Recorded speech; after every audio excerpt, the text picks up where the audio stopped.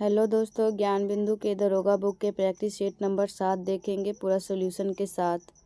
तो चलिए बिना देरी के शुरू करते हैं। क्वेश्चन नंबर 1, व्यक्तिगत स्वतंत्रता के लिए उच्च न्यायालय निम्नलिखित में से किस रीट को जारी कर सकता है? तो इसका सही आंसर होगा ऑप्शन डी, बंदी प्रत्यक्षीकरण। तो चलिए इसका सॉल्यूशन देखते हैं। व्यक्तिगत स्वतंत्रता के लिए उच्च न्यायालय बंदी प्रत्यक्षीकरण रीट को जारी कर सकता है। भारतीय संविधान के अनुच्छेद 226 के अनुसार उच्च न्यायालय बंदी प्रत्यक्षीकरण रीट जारी कर सकता है। बंदी प्रत्यक्षीकरण का अर्थ है व्यक्ति को सशरीर उपस्थित करने की मांग।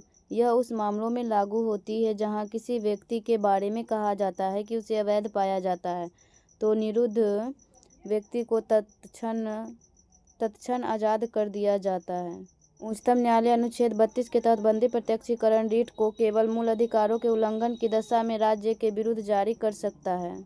क्वेश्चन नंबर 2, भारतीय संविधान के किस अनुच्छेद के तहत मनरेगा कार्यक्रम को लाया गया? तो इसका सही आंसर होगा ऑप्शन डी, अनुच्छेद 43। तो चलिए इसका सॉल्यूशन देखते हैं। भारतीय संविधान के अनुच्छेद 43 के तहत मनरेगा कार्यक्रम को लाया गया। भारतीय संविधान के तहत भाग 4 में अनुच्छेद 36 से 51 तक राज्य के नीति निर्देशक तत्व दिया गया है।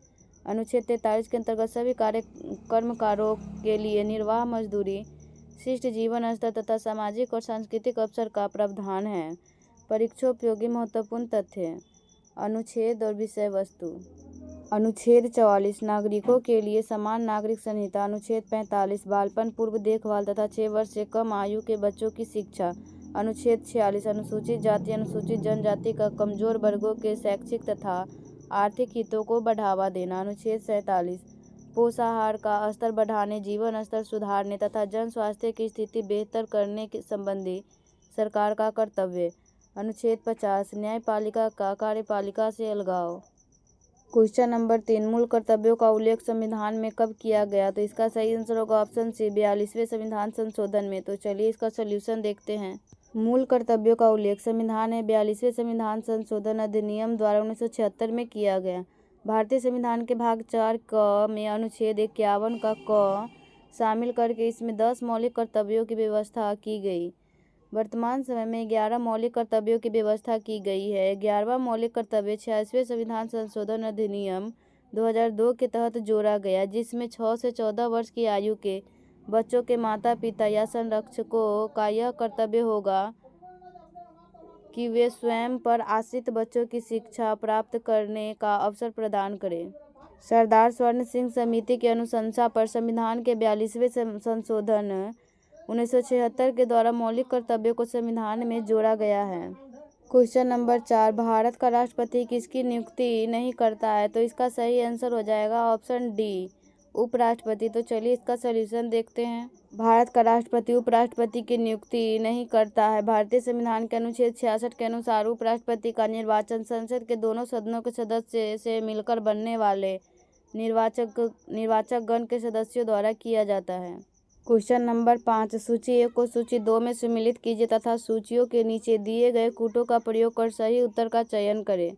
तो इसका सही आंसर हो जाएगा ऑप्शन ए, 2, 1, 4, 3। तो चलिए इसका सॉल्यूशन देखते हैं।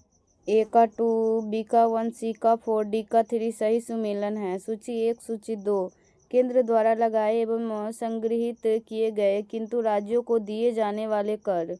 अनुच्छेद 269, केंद्र द्वारा लगाए गए एवं संग्रहित किए जाने वाले तथा केंद्र एवं राज्यों के बीच बंटने वाला कर। तो इसका अनुच्छेद 270, संघ के लिए कतिपय करों पर अतिरिक्त कर। अनुच्छेद 271, संघ द्वारा आरोपित किंतु राज्यों द्वारा संग्रहित एवं उपयोग किए गए कर। अनुच्छेद 268। क्वेश्चन नंबर 6, निम्न कथनों पर विचार कीजिए। उपयुक्त कथनों में से कौन सा सत्य है? तो इसका सही आंसर होगा ऑप्शन सी, केवल 1 और 3। भारतीय राज्य व्यवस्था संसदीय प्रणाली पर आधारित है। और तीसरा, संसदीय प्रणाली में राज्याध्यक्ष का महत्व सिर्फ नाम मात्र का होता है, उसका वास्तविक रूप से शासन पर कोई प्रभाव नहीं होता है। तो चलिए इसका सॉल्यूशन देखते हैं। केवल कथन 1 और 3 कथन सही है। भारतीय राज्य व्यवस्था संसदीय प्रणाली पर आधारित है। इसमें कार्यपालिका विधायिका से स्वतंत्र नहीं होती, बल्कि विधायिका में जिस दल को आधे से अधिक सदस्यों का समर्थन हासिल होता है उसी दल का प्रतिनिधि समूह मंत्रिपरिषद के रूप में कार्यपालिका बन जाता है। संसदीय प्रणाली में राज्याध्यक्ष का महत्व सिर्फ प्रतीकात्मक या नाम मात्र का होता है, उसका वास्तविक रूप से शासन पर कोई प्रभाव नहीं होता है। उदाहरणतः ब्रिटेन के राजा या भारत के राष्ट्रपति को भूमिका प्रतीकात्मक ही रहती है। संसदीय प्रणाली में विधायिका आमतौर पर 2 सदनों में विभाजित होती है, निम्न सदन तथा उच्च सदन। निम्न सदन जनसाधारण द्वारा सीधे तौर पर निर्वाचित होता है, जबकि उच्च सदन का निर्वाचन आमतौर पर विभिन्न प्रांतों को प्रतिनिधित्व देने के लिए या फिर ऐसे गणमान्य नागरिकों तथा विद्वानों को सांसद बनाने के लिए किया जाता है जो निर्वाचन की सामान्य प्रक्रिया में या तो रुचि नहीं लेते या फिर व्यवहारिक राजनीति में सहजता महसूस नहीं करते। क्वेश्चन नंबर 7, भारतीय संविधान के अंतर्गत धन का केंद्रीकरण किसका उल्लंघन करता है? तो इसका सही आंसर होगा ऑप्शन बी, राज्य के नीति के निदेशक तत्व। तो चलिए इसका सलूशन देखते हैं। भारतीय संविधान के अनुसार धन का केंद्रीकरण राज्य के नीति निदेशक तत्वों का उल्लंघन करता है। भारतीय संविधान में राज्य की नीति के निदेशक तत्वों के तहत प्रावधान है कि राज्य अपनी नीति का विशिष्टता इस प्रकार संचालन करेगा कि सुनिश्चित रूप से समुदाय के भौतिक संसाधनों का स्वामित्व और नियंत्रण इस प्रकार बटा हो जिससे सामूहिक हित का सर्वोत्तम रूप में साधन हो। अनुच्छेद 39 का ख। अनुच्छेद 39 का ग के अंतर्गत आर्थिक व्यवस्था इस प्रकार चले जिससे धन और उत्पादन के साधनों का सर्वसाधारण के लिए हितकारी हो। क्वेश्चन नंबर 8, निम्नलिखित में से कौन सा एक सही सुमेलित नहीं है? तो इसका सही आंसर होगा ऑप्शन डी, अनुच्छेद 49, न्यायपालिका का कार्यपालिका से पृथक्करण। तो चलिए इसका सलूशन देखते हैं। कथन डी सही सुमेलित नहीं है। अनुच्छेद 49 में राष्ट्रीय महत्व में स्मारकों, स्थानों और वस्तुओं के संरक्षण का वर्णन है, जबकि न्यायपालिका का कार्यपालिका से पृथक्करण का वर्णन अनुच्छेद 50 में किया गया है। सही सुमेलित इस प्रकार है। अनुच्छेद 39 का क, सामान्य न्याय एवं निःशुल्क विधिक सहायता। अनुच्छेद 41, कुछ दशाओं में काम, शिक्षा और लोक सहायता पाने का अधिकार। अनुच्छेद 44, नागरिकों के लिए एक समान सिविल संहिता। अनुच्छेद 48, कृषि एवं पशुपालन का संगठन। क्वेश्चन नंबर 9, निम्नलिखित का मिलान कीजिए तथा उपयुक्त विकल्प का चयन कीजिए। न्यायालय का नाम, स्थापना वर्ष। तो इसका सही आंसर होगा ऑप्शन बी ए, 2, 1, 4, 3। तो चलिए इसका सलूशन देखते हैं। ए का 2, बी का 1, सी का 4 एवं डी का 3 सही सुमेलित है। न्यायालय का नाम, स्थापना वर्ष कलकत्ता 1862 ईस्वी, पटना 1916 ईस्वी, तेलंगाना 2019, त्रिपुरा 2013। भारत के मूल संविधान के अनुच्छेद 124 के 1 के अनुसार भारत का एक सर्वोच्च न्यायालय होगा एवं इसके मुख्य न्यायाधीश के अतिरिक्त 7 अन्य न्यायाधीश होंगे और जब तक संसद विधि द्वारा अधिक संख्या विहित नहीं करती तब तक संख्या यही रहेगी।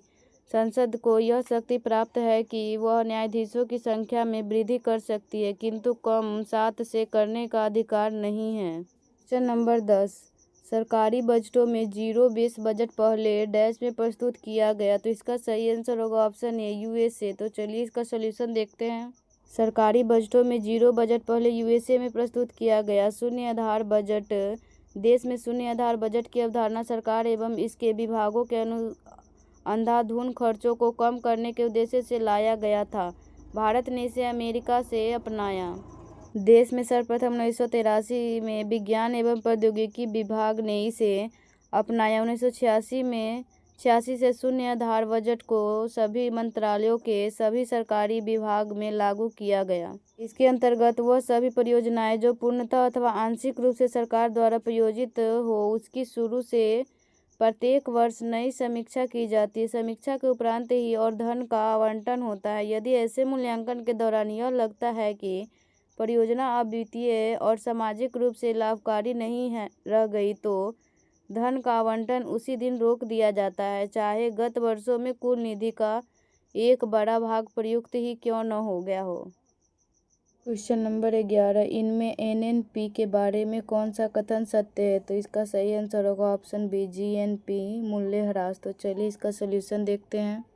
एनएनपी बराबर जीएनपी माइनस मूल्यह्रास, यह विकल्प सत्य है। निवल राष्ट्रीय उत्पाद, वस्तुओं के उत्पादन की प्रक्रिया एवं सेवाओं को प्रदान करने की प्रक्रिया में मशीनों तथा उपकरणों का प्रयोग होता है। इसके कारण मशीनों एवं उपकरण घिस कर खत्म हो जाते हैं। अतः भविष्य में इन मशीनों एवं उपकरणों को प्रतिस्थापित करने के लिए एक कंपनी प्रतिवर्ष अपने राजस्व में से एक हिस्सा अलग हटाकर रखती है। इसे मूल्यह्रास कहते हैं। जब सकल घरेलू उत्पाद वाले हिस्से में से मूल्यह्रास को घटा दिया जाता है तब इसे निवल अथवा अशुद्ध कहते हैं। अतः जीडीपी के ह्रास वाले हिस्से को जीएनपी में घटाया जाए तब एनएनपी की प्राप्ति होगी। निवल राष्ट्रीय उत्पाद सकल राष्ट्रीय उत्पाद माइनस मूल्यह्रास। क्वेश्चन नंबर 12, निम्नलिखित कथनों में से कौन सा कथन प्राथमिक घाटे का सर्वोत्तम वर्णन करता है? तो इसका सही आंसर होगा ऑप्शन है, यह चालू वर्ष का राजकोषीय घाटा है जिसमें 2 पिछली उधारियों पर ब्याज भुगतान घटाया गया होता है। तो चलिए इसका सलूशन देखते हैं। चालू वर्ष के राजकोषीय घाटे और पहले से ली गई उधारियों पर ब्याज भुगतान के अंतर को प्राथमिक घाटा कहते हैं। प्राथमिक घाटा चालू वर्ष के राजकोषीय घाटा और पहले से ली गई उधारियों पर ब्याज भुगतान के अंतर को प्राथमिक घाटा कहते हैं। अर्थात यदि राजकोषीय घाटे में से ब्याज भुगतान को घटा दिया जाए तो प्राथमिक घाटा प्राप्त होता है। प्राथमिक घाटा बराबर राजकोषीय घाटा माइनस ब्याज भुगतान। राजकोषीय घाटा बराबर प्राथमिक घाटा प्लस ब्याज भुगतान। क्वेश्चन नंबर 13, भारत में आरटीजीएस लेन देन की ऊपरी सीमा क्या है? तो इसका सही आंसर होगा ऑप्शन डी, कोई सीमा नहीं है। तो चलिए इसका सलूशन देखते हैं। भारत में आरटीजीएस लेन देन की कोई ऊपरी सीमा नहीं है। RTGS real time gross settlement, यह सुविधा आरबीआई द्वारा प्रदान की जाती है। आरटीजीएस के माध्यम से निधि अंतरण तत्काल होता है। यहाँ ग्रॉस सेटलमेंट से तात्पर्य है कि इसके माध्यम से कम 2 लाख रुपये का निधि अंतरण हो सकता है। इसमें अधिकतम की कोई सीमा नहीं है। यह सेवा सप्ताह के 7 दिन एवं 24 घंटे उपलब्ध है। NEFT national electronic fund transfer, यह सुविधा भी आरबीआई द्वारा प्रदान की जाती है। नीट के माध्यम से निधि अंतरण यदि हो तब यह तत्काल नहीं होती, इसमें 24 घंटे तक लग सकते। यह सेवा सप्ताह में 7 दिन और 24 घंटे उपलब्ध है। आईएमपीएस इमीडिएट पेमेंट सर्विस, यह सेवा एनपीसीआई प्रदान करती है। इसका प्रयोग भी किसी एक खाते से दूसरे खाते में निधि अंतरण के उद्देश्य से किया जाता है। आईएमपीएस 24 घंटे उपलब्ध होती है और यह छुट्टियों के दिन भी उपलब्ध रहती है। आईएमपीएस के माध्यम से निधि अंतरण तत्काल होता है परंतु इस सेवा के प्रयोग के लिए शुल्क अदा करनी होती है। क्वेश्चन नंबर 14, किसने कहा था अर्थशास्त्र धन का विज्ञान है? तो इसका सही आंसर होगा ऑप्शन बी, एडम स्मिथ। तो चलिए इसका सलूशन देखते हैं। एडम स्मिथ ने कहा था अर्थशास्त्र धन का विज्ञान है। रॉबिन्स, अर्थशास्त्र वह विज्ञान है जो कि लक्ष्यों एवं वैकल्पिक उपयोगों वाले सीमित साधनों के परस्पर संबंधों के रूप में मानव व्यवहार का अध्ययन करता है। मार्क्स, अर्थशास्त्र का उद्देश्य मानव समाज की प्रगति के नियम की खोज करना है।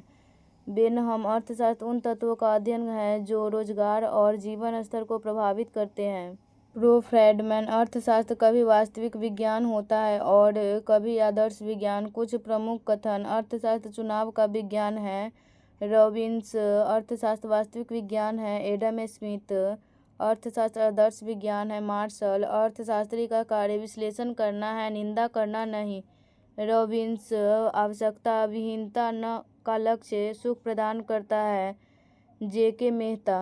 क्वेश्चन नंबर 15, ओकुन का नियम है? तो इसका सही आंसर होगा ऑप्शन बी, विकास दर और बेरोजगारी दर के बीच संबंध को बताता है। तो चलिए इसका सलूशन देखते हैं। ओकुन का नियम विकास दर और बेरोजगारी दर के बीच संबंध को बताता है। ओकुन का नियम किसी देश की विकास दर और बेरोजगारी दर के बीच संबंध बताता है। इन दोनों में विपरीत संबंध पाया जाता है। ओकुन के नियमानुसार यदि किसी देश के सकल घरेलू उत्पाद में 3% की वृद्धि होती है तो उस देश की बेरोजगारी दर में 1% की कमी होगी। इसी प्रकार यदि किसी देश में बेरोजगारी की दर में 1% की वृद्धि होती है तो उस देश के सकल घरेलू उत्पाद में लगभग 3% की कमी होगी। गरीबी सूचकांक, दुख सूचकांक, इस सूचकांक का आविष्कार आर्थर ओकुन द्वारा किया गया था। इस सूचकांक की मुख्य धारणा यह है कि बढ़ती बेरोजगारी दर और अपेक्षाकृत उच्च मुद्रास्फीति दर का आर्थिक विकास पर नकारात्मक प्रभाव पड़ता है।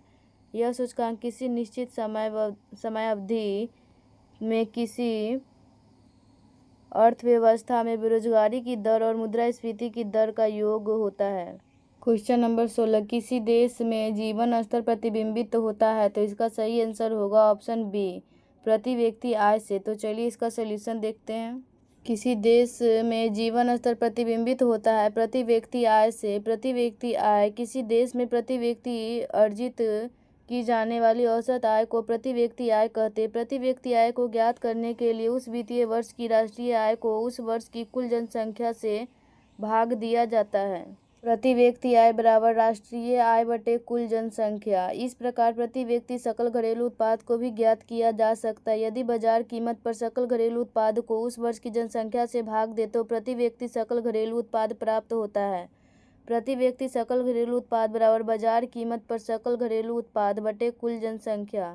सकल घरेलू उत्पाद में वृद्धि निष्प्रभावी हो सकती है यदि जनसंख्या का आकार निरंतर बढ़ता है। ऐसी स्थिति में यह सकल घरेलू उत्पाद में वृद्धि तटस्थ या व्यर्थ हो जाती है। लोगों का जीवन स्तर समय के साथ साथ तभी बढ़ेगा जब प्रति व्यक्ति सकल घरेलू उत्पाद में बढ़ने की प्रवृत्ति हो।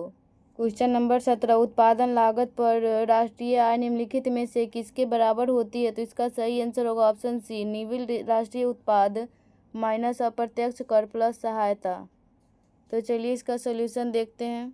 उत्पादन लागत पर राष्ट्रीय आय निव्वल राष्ट्रीय उत्पाद अप्रत्यक्ष कर प्लस सहायता के बराबर होती है। राष्ट्रीय आय जब निव्वल राष्ट्रीय उत्पाद की गणना लागत मूल्य पर की जाती है तब उस देश की राष्ट्रीय आय निकलती है। निव्वल राष्ट्रीय उत्पाद से राष्ट्रीय आय की गणना करने के लिए इनमें से अप्रत्यक्ष कर को घटा दिया जाता है जबकि परिधान सहायिकी को जोड़ दिया जाता है। राष्ट्रीय आय बराबर निव्वल राष्ट्रीय उत्पाद माइनस अप्रत्यक्ष कर प्लस सहायिकी। नेशनल इनकम बराबर NNP minus indirect tax plus subsidies. Note, सकल घरेलू उत्पाद को परिभाषित करते हुए कहा जाता है कि किसी भी देश की सीमा के भीतर एक वित्तीय वर्ष में समस्त उत्पादित वस्तुओं एवं सेवाओं के अंतिम मूल्य के योग को उस देश का सकल घरेलू उत्पाद कहते हैं। क्वेश्चन नंबर 18, अंतर्राष्ट्रीय बालिका दिवस प्रत्येक वर्ष कब मनाया जाता है? तो इसका सही आंसर होगा ऑप्शन बी, 11 अक्टूबर। तो चलिए इसका सॉल्यूशन देखते हैं। अंतर्राष्ट्रीय बालिका दिवस प्रत्येक वर्ष 11 अक्टूबर को मनाया जाता है। अंतर्राष्ट्रीय बालिका दिवस 2024 की थीम है girls vision for the future, भविष्य के लिए बालिकाओं की दृष्टि। इस दिवस को औपचारिक रूप से वर्ष 2012 से मनाया जा रहा है। परीक्षोपयोगी कुछ अन्य महत्वपूर्ण दिवस या थीम। दिवस तिथि थीम विश्व ओजोन 16 सितंबर from science to global action. विश्व मधुमेह दिवस 14 नवंबर 2024 ब्रेकिंग बैरियर्स ब्रिजिंग गैप्स। राष्ट्रीय टीकाकरण दिवस 16 मार्च 2025 वैक्सीन्स वर्क फॉर ऑल। अंतर्राष्ट्रीय जैव विविधता दिवस 22 मई 2025 harmony with nature and sustainable development. विश्व रक्तदान दिवस 14 जून 2025 give blood give hope together we save lives. Question number 19, हाल ही में टाइगर ट्रायम्फ 2025 अभ्यास किन दो देशों के नौसेनाओं के बीच आयोजित किया गया? तो इसका सही आंसर हो जाएगा ऑप्शन बी, भारत एवं अमेरिका। तो चलिए इसका सॉल्यूशन देखते हैं। टाइगर ट्रायम्फ 2025 अभ्यास भारत एवं अमेरिका के नौसेनाओं के बीच किया गया। टाइगर ट्रायम्फ 2025 के चौथे संस्करण का उद्घाटन भारतीय नौसेना द्वारा द्विपक्षीय संयुक्त मानवीय सहायता एवं आपदा राहत हेतु किया गया। परीक्षोपयोगी कुछ अन्य महत्वपूर्ण नौसेना अभ्यास 2024 से 25। सैन्य अभ्यास देश आयोजन स्थल नसीम अल बहर 2024 भारत ओमान आयोजन स्थल गोवा। 11वां साइनेक्स अभ्यास 2024 भारत श्रीलंका विशाखापट्टनम। वरुण 2024 22वां संस्करण भारत फ्रांस भूमध्य सागर। सी ड्रैगन 2025 बहुराष्ट्रीय गुआम तट पश्चिमी प्रशांत महासागर। पैसेक्स अभ्यास भारत यूके उत्तरी अरब सागर।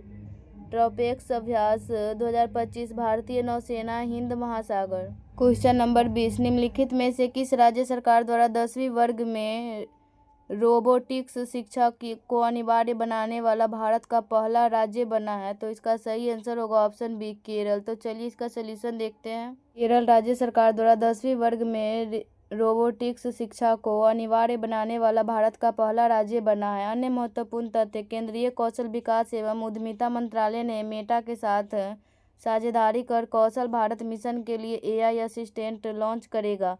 DOT ने साइबर धोखाधड़ी रोकने हेतु डिजिटल इंटेलिजेंस प्लेटफॉर्म के तहत फाइनेंशियल फ्रॉड रिस्क इंडिकेटर पेश किया है। क्वेश्चन नंबर 21, तेलंगाना सरकार किस देश की एक शहर से प्रेरित होकर इको टाउन विकसित करने की घोषणा की है? तो इसका सही आंसर होगा ऑप्शन ए, जापान। तो चलिए इसका सलूशन देखते हैं। तेलंगाना सरकार जापान की शहर किताक्यूस से प्रेरित होकर हैदराबाद के 80 एकड़ में इको टाउन विकसित करने की घोषणा की है। अन्य महत्वपूर्ण तथ्य, डाक विभाग द्वारा जियो कोडेड डिजिटल एड्रेस अवसंरचना के निर्माण के लिए ध्रुव नीति की शुरुआत की है। PM सूर्य घर मुफ्त बिजली योजना के तहत हिमाचल प्रदेश के कांगड़ा जिले का राजा खास गांव राज्य का पहला सौर मंडल गांव घोषित किया गया है। Question number 22, steel authority of India limited ने अपना पहला अंतर्राष्ट्रीय प्रतिनिधि कार्यालय कहां प्रारंभ किया है? तो इसका सही आंसर होगा ऑप्शन सी, UAE। तो चलिए इसका सलूशन देखते हैं। Steel authority of India limited ने अपनी पहली अंतर्राष्ट्रीय प्रतिनिधि कार्यालय दुबई में प्रारंभ किया है। इसका मुख्य उद्देश्य इस्पात का निर्यात को बढ़ावा देना है। 21वां थर्ड आई एशियन फिल्म फेस्टिवल का आयोजन मुंबई में किया गया। केंद्रीय इस्पात मंत्री HD कुमारस्वामी, भारत के नए वित्त सचिव का नाम अजय सेठ है। क्वेश्चन नंबर 23, मढ़ौर रेल फैक्ट्री में निर्मित अत्याधुनिक इंजन का निर्यात किस देश को करने की घोषणा प्रधानमंत्री ने की है? तो इसका सही आंसर होगा ऑप्शन सी, गिनी गणराज्य। तो चलिए इसका सलूशन देखते हैं। मढ़ौर रेल फैक्ट्री में निर्मित अत्याधुनिक इंजन का निर्यात गिनी गणराज्य को करने की घोषणा सिवान से प्रधानमंत्री नरेंद्र मोदी ने की है। प्रधानमंत्री नरेंद्र मोदी ने बिहार के सिवान से 5900 करोड़ रुपया से अधिक की 28 विकास परियोजनाओं का शुभारंभ किए। अन्य घोषणाएं वैशाली देवरिया रेलवे लाइन परियोजना, पाटलिपुत्र गोरखपुर के बीच Vande Bharat express, sewage treatment plant, battery ऊर्जा भंडारण प्रणाली। क्वेश्चन नंबर 24, हाल ही में भारत सरकार ने चिनाब पर बने किस बांध की पानी पाकिस्तान क्षेत्र में जाने से रोक दिया है? तो इसका सही आंसर होगा ऑप्शन डी, बगलिहार बांध। तो चलिए इसका सलूशन देखते हैं। पहलगाम आतंकवादी घटना के पश्चात भारत सरकार ने चिनाब नदी पर स्थित बगलिहार बांध का पानी पाकिस्तान क्षेत्र में जाने से रोक दिया है। भारत तथा पाकिस्तान के बीच 1960 में सिंधु जल समझौता विश्व बैंक की मध्यस्थता से हुआ था। प्रधानमंत्री नरेंद्र मोदी ने 29 मई 2025 को पटना में स्थित जयप्रकाश नारायण अंतर्राष्ट्रीय हवाई अड्डे के नए टर्मिनल का उद्घाटन किया है। इसकी कुल लागत ₹1200 करोड़ है। क्वेश्चन नंबर 25, निम्नलिखित में से किन्हें 34वां व्यास सम्मान 2024 के लिए चुना गया है? तो इसका सही आंसर होगा ऑप्शन बी, सूर्यबाल। तो चलिए इसका सलूशन देखते हैं। हिंदी की प्रसिद्ध लेखिका सूर्यबाल को व्यास सम्मान 2024 के लिए चुना गया है। सूर्यबाल को वर्ष 2018 में प्रकाशित उनके उपन्यास कौन देश को वासी वेणु की डायरी के लिए यह सम्मान दिया गया है। यह पुरस्कार KK बिरला फाउंडेशन द्वारा प्रदत्त किया जाता है। नोट, 33वां व्यास सम्मान पुष्पा भारती यादें और यादें के लिए। 32वां व्यास सम्मान डॉक्टर ज्ञान चतुर्वेदी पागलखाना के लिए। परीक्षोपयोगी अन्य महत्वपूर्ण तथ्य, आध्यात्मिक गुरु एक्यूमेनिकल पैट्रियार्क बार्थोलोमेव को टेम्पल्टन पुरस्कार 2025 से सम्मानित किया गया। मारिया कोरिना मचाडो एवं एडमंडो गोंजालेज उर्तिया को सखारोव पुरस्कार 2024 से सम्मानित किया गया। मैक्सिको की एंजोला एलिना लेरियानो को वैश्विक छात्र पुरस्कार 2024 प्रदान किया गया। तमिलनाडु के प्रोके चोकलिंगम को वन हेटिंग अवार्ड से जुलाई 2024 में सम्मानित किया गया। एक Swedish startup company green fertilizer Nitrocapt को फूड प्लैनेट पुरस्कार 2025 प्रदान किया गया। क्वेश्चन नंबर 26, निम्नलिखित में से कौन सा पुस्तक शशि थरूर द्वारा लिखी गई है? तो इसका सही आंसर होगा option B, our living constitution. तो चलिए इसका सलूशन देखते हैं। प्रश्नानुसार शशि थरूर द्वारा लिखित पुस्तक आवर लिविंग कॉन्स्टिट्यूशन है। परीक्षोपयोगी अन्य महत्वपूर्ण तथ्य, चर्चित पुस्तक के लेखक our infinite fates Lara Steven, source code my beginnings, Bill Gates, knife, Salman Rushdie, the idea of democracy, Sam Pitroda, why Bharat matters, S Jaishankar. Question number 27, स्वास्थ्य संबंधी जरूरतों को पूरा करने के लिए डिजाइन किया गया ई सेहत ऐप जारी किया गया, तो इसका सही आंसर होगा ऑप्शन बी, जम्मू कश्मीर राज्य द्वारा। तो चलिए इसका सॉल्यूशन देखते हैं। जम्मू कश्मीर राज्य द्वारा स्वास्थ्य संबंधी जरूरतों को पूरा करने के लिए ई सेहत ऐप जारी किया गया। यह एक वन स्टॉप डिजिटल समाधान है। वर्ष 24 से 25 में शुरू किए गए मोबाइल ऐप जारीकर्ता उद्देश्य digital sentinel app Kerala traffic नियमों के उल्लंघन को आसानी से रिपोर्ट करने हेतु मेरी पंचायत ऐप पंचायती राज ग्राम पंचायतों को हवा की नीति, बादल छाए रहने, वर्षा आदि की जानकारी प्राप्त करने हेतु रेलवन ऐप रेल मंत्रालय एक ही प्लेटफॉर्म पर सभी यात्री सेवाओं को एकीकृत कराने हेतु चौपाल ऐप सुगम ऐप संदीप बंसल छत्तीसगढ़ सरकार भोजपुरी का पहला OTT ऐप संपत्ति पंजीकरण की प्रक्रिया को अधिक पारदर्शी बनाने के लिए। क्वेश्चन नंबर 28, हाल ही में भारतीय टेबल टेनिस संघ की पहली महिला अध्यक्ष निम्नलिखित में से कौन बनी है? तो इसका सही आंसर होगा ऑप्शन डी, मेघना अहलावत। तो चलिए इसका सॉल्यूशन देखते हैं। मेघना अहलावत भारतीय टेबल टेनिस संघ की पहली महिला अध्यक्ष बनी है। भारतीय टेबल टेनिस संघ की स्थापना वर्ष 1937 में कोलकाता में हुई थी। परीक्षोपयोगी कुछ अन्य प्रमुख चर्चित राष्ट्रीय महिलाएं, आरती सरीन सशस्त्र बल चिकित्सा सेवा की पहली महिला महानिदेशक बनी है। सियाचिन ग्लेशियर में तैनात वायु रक्षा कोर पहली महिला सुप्रीता सिटी बन गई है। दीपिका मिश्रा वीरता पदक प्राप्त करने वाली पहली महिला वायुसेना अधिकारी बन गई है। भारतीय सेना की पहली महिला स्काई डाइवर लॉन्च नायक मंजू बनी है।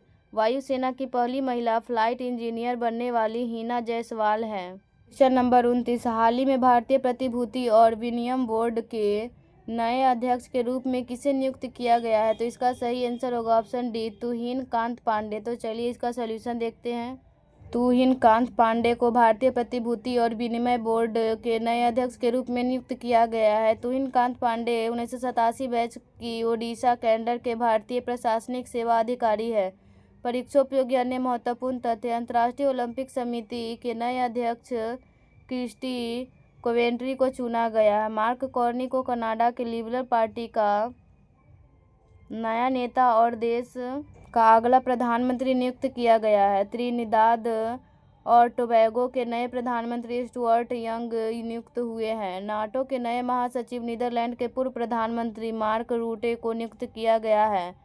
एक्स ट्विटर की नई CEO लिंडा याकारिनो नियुक्त हुई है। क्वेश्चन नंबर 30, हाल ही में पटना हाईकोर्ट के नए मुख्य न्यायाधीश के रूप में नियुक्त किया गया। तो इसका सही आंसर होगा ऑप्शन डी, पवन कुमार बजंत्री। तो चलिए इसका सॉल्यूशन देखते हैं। पटना हाईकोर्ट के नए मुख्य न्यायाधीश के रूप में पवन कुमार भीमप्पा बजंत्री को नियुक्त किया गया है। इन्होंने 21 सितंबर 2025 को शपथ लिया। परीक्षोपयोगी कुछ अन्य महत्वपूर्ण नियुक्तियां 2024 से 25, बिहार के मुख्य निर्वाचन अधिकारी विनोद सिंह गुजियाल, भारतीय उर्वरक संघ के अध्यक्ष शैलेश सी मेहता, प्रधानमंत्री संग्रहालय एवं पुस्तकालय के निदेशक अश्विनी लोहानी, भारतीय कुश्ती महासंघ के एथलीट आयोग के अध्यक्ष नरसिंह पंचम यादव, भारतीय पैरालंपिक समिति के नए अध्यक्ष देवेंद्र झझरिया, एसोचैम के नए अध्यक्ष संजय नायर, भारत में मेटा के प्रबंध निदेशक अरुण श्रीनिवास। क्वेश्चन नंबर 31, हाल ही में जारी मानव विकास सूचकांक 2025 में भारत का स्थान क्या रहा? तो इसका सही आंसर हो जाएगा ऑप्शन डी, 130वां। तो चलिए इसका सॉल्यूशन देखते हैं। मानव विकास सूचकांक 2025 में भारत का स्थान 0.685 स्कोर के साथ 130वां रहा। मानव विकास सूचकांक किसी देश के स्वास्थ्य, शिक्षा एवं जीवन स्तर को दर्शाती है।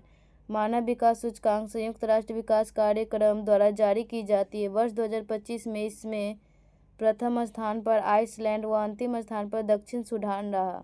क्वेश्चन नंबर 32, वैश्विक खाद्य संकट रिपोर्ट 2025 किसके द्वारा जारी की गई है? तो इसका सही आंसर होगा ऑप्शन डी, संयुक्त राष्ट्र और वैश्विक खाद्य संकट नेटवर्क। तो चलिए इसका सॉल्यूशन देखते हैं। वैश्विक खाद्य संकट रिपोर्ट 2025 संयुक्त राष्ट्र और वैश्विक खाद्य संकट नेटवर्क द्वारा जारी किया गया। इस रिपोर्ट के अनुसार दुनिया के 53 देशों में 29.5 करोड़ लोग तीव्र खाद्य असुरक्षा का सामना कर रहे हैं, जो पिछले वर्ष की तुलना में 1.37 करोड़ अधिक है।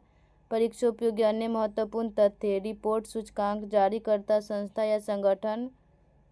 भारत का स्थान। वैश्विक पेंशन सूचकांक 2023 मर्सर CFA इंस्टीट्यूट 45वां। वैश्विक ऊर्जा संक्रमण सूचकांक 2025 विश्व आर्थिक मंच 71वां।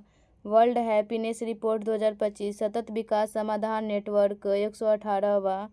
जलवायु परिवर्तन प्रदर्शन सूचकांक 2025 जर्मन वॉच 10वां। Henley passport index 2025 Henley and partners 85वां। क्वेश्चन नंबर 33 भारत सरकार द्वारा HIV या एड्स के उन्मूलन का लक्ष्य किस वर्ष का रखा गया? तो इसका सही आंसर हो जाएगा ऑप्शन बी, वर्ष 2030। तो चलिए इसका सॉल्यूशन देखते हैं। भारत सरकार द्वारा HIV या एड्स के उन्मूलन का लक्ष्य वर्ष 2030 का रखा गया है। HIV का फुल फॉर्म ह्यूमन इम्यूनोडिफिशियेंसी वायरस। विश्व एड्स दिवस वर्ल्ड एड्स डे हर वर्ष 1 दिसंबर को मनाया जाता है। भारत सरकार के अन्य आगामी लक्ष्य वर्ष मलेरिया के उन्मूलन का लक्ष्य 2030, पशुओं में फुट और माउथ एवं ब्रुसेलोसिस रोग पर नियंत्रण का लक्ष्य 2025, भारत को टीबी मुक्त देश बनाने का लक्ष्य 2025, भारत में पूर्ण रूप से मलेरिया उन्मूलन का लक्ष्य 2030, पशुओं में फुट और माउथ रोग के उन्मूलन का लक्ष्य 2030, यूरिया आयात को बंद करने का लक्ष्य 2025, कुल कार्बन उत्सर्जन में 1 अरब टन कम करने का लक्ष्य 2030, भारत द्वारा शून्य कार्बन उत्सर्जन का लक्ष्य 2070।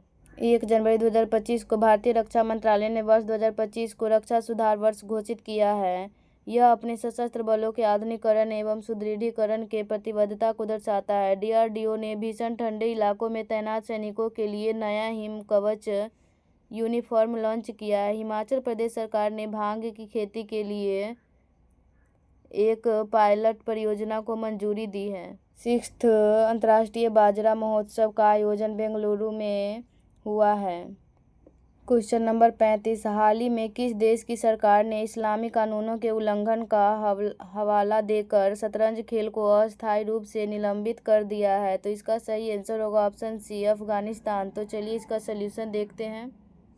अफगानिस्तान तालिबान सरकार ने इस्लामी कानूनों के उल्लंघन का हवाला देकर शतरंज खेल को अस्थायी रूप से निलंबित कर दिया है। अन्य महत्वपूर्ण तथ्य बलूचिस्तान में पहली बार सहायक आयुक्त एक हिंदू महिला काशिश चौधरी बनी है। 14वां खाड़ी सूचना सुरक्षा एक्सपो और सम्मेलन 2025 का आयोजन दुबई में हुआ है। WHO ने पापुआ न्यू गिनी में पोलियो प्रकोप की घोषणा की है। क्वेश्चन नंबर 36 निम्नलिखित में से किस खिलाड़ी ने FIDE महिला विश्व रैपिड चैंपियनशिप 2024 का खिताब जीता है? तो इसका सही आंसर होगा ऑप्शन ए, कोनेरू हम्पी। तो चलिए इसका सॉल्यूशन देखते हैं। कोनेरू हम्पी ने न्यूयॉर्क में आयोजित FIDE महिला विश्व रैपिड चैंपियनशिप 2024 का खिताब जीती है। इस प्रतियोगिता की उपविजेता इंडोनेशिया के ईरानी इरीन करिश्मा सिकंदर रही थी।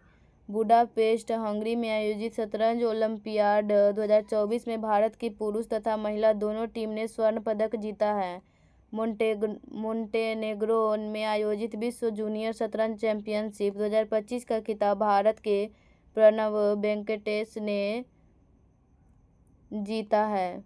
क्वेश्चन नंबर 37 पंचायती राज दिवस के अवसर पर 24 अप्रैल 2025 को प्रधानमंत्री नरेंद्र मोदी ने मधुबनी से कितने रुपये के परियोजनाओं का उद्घाटन व शिलान्यास किया है? तो इसका सही आंसर हो जाएगा ऑप्शन बी, 13,480 करोड़ रुपये। तो चलिए इसका सलूशन देखते हैं। पंचायती राज दिवस 24 अप्रैल के अवसर पर प्रधानमंत्री नरेंद्र मोदी ने मधुबनी से 13,480 करोड़ रुपये की परियोजनाओं का उद्घाटन शिलान्यास किया। पंचायती राज दिवस के अवसर पर नरेंद्र मोदी द्वारा की गई अन्य घोषणाएं। सर्वश्रेष्ठ प्रदर्शन करने वाले पंचायतों को नेशनल पंचायत अवार्ड्स 2025 से सम्मानित किया गया। 340 करोड़ रुपये की लागत से गोपालगंज जिले के हथुआ में रेल अनलोडिंग सुविधा वाला LPG बॉटलिंग प्लांट की आधारशिला रखी गई। अमृत भारत एक्सप्रेस को झारसा मुंबई के बीच, नामो भारत रैपिड रेल को जयनगर पटना के बीच हरी झंडी दिखाई गई। पंचायतों के सशक्तिकरण हेतु लगभग 2 लाख से अधिक ग्राम पंचायतों को इंटरनेट से जोड़ा गया तथा लगभग 5.5 लाख से अधिक कॉमन सर्विस सेंटर गाँवों में स्थापित किए गए। क्वेश्चन नंबर 38, हाल ही में सेपक टकरा विश्व कप 2025 में भारत ने पहली बार स्वर्ण पदक जीता। इसका आयोजन कहाँ किया था? तो इसका सही आंसर होगा ऑप्शन सी, पटना। तो चलिए इसका सलूशन देखते हैं।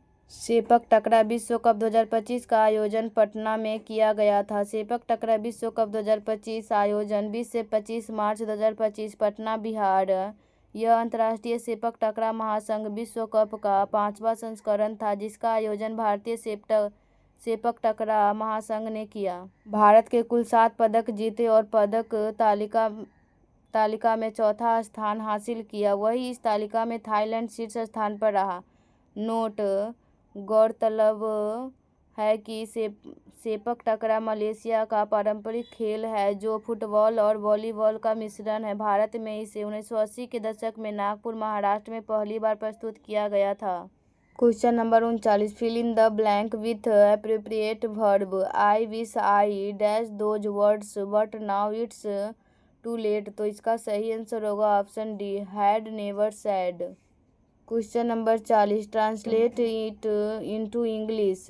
ऐसे चालाक आदमी से सावधान रहो। तो इसका सही आंसर हो जाएगा option B, beware of such a clever man. Question number 41, fill in the blanks with appropriate preposition. I arrive dash the station dash a taxi. तो इसका सही आंसर होगा ऑप्शन बी, एट और इन। तो चलिए इसका सलूशन देखते हैं। सही प्रीपोजिशंस का पेयर इस प्रकार होगा, एट, इन। एट का प्रयोग छोटे स्थान के लिए करते हैं, जबकि इन का प्रयोग मीन्स ऑफ कम्युनिकेशन के लिए होता है। बाय का प्रयोग भी मीन्स ऑफ कम्युनिकेशन के लिए होता है, किंतु तब बाय और मीन्स ऑफ कम्युनिकेशन के मध्य आर्टिकल का प्रयोग नहीं करते हैं, जबकि in plus means of communication में मीन्स ऑफ कम्युनिकेशन के पहले आर्टिकल का प्रयोग किया जाता है। क्वेश्चन नंबर 42, निम्नलिखित में शुद्ध वाक्य है। तो इसका सही आंसर होगा ऑप्शन बी, भक्तों की मंडली जा रही थी। क्वेश्चन नंबर 43, बाछे खिलना से क्या तात्पर्य है? तो इसका सही आंसर हो जाएगा ऑप्शन बी, बहुत प्रसन्न होना।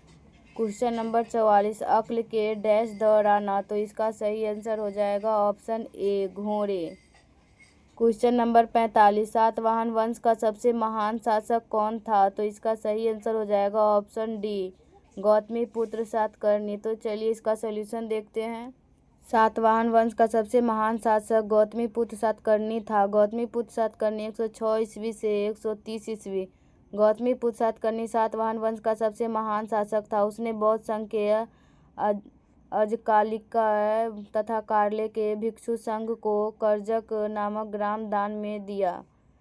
उसका साम्राज्य संभवतः उत्तर में मालवा से लेकर दक्षिण में कर्नाटक तक फैला हुआ था। गौतमीपुत्र सातकर्णी ने वेंकट स्वामी की उपाधि धारण की तथा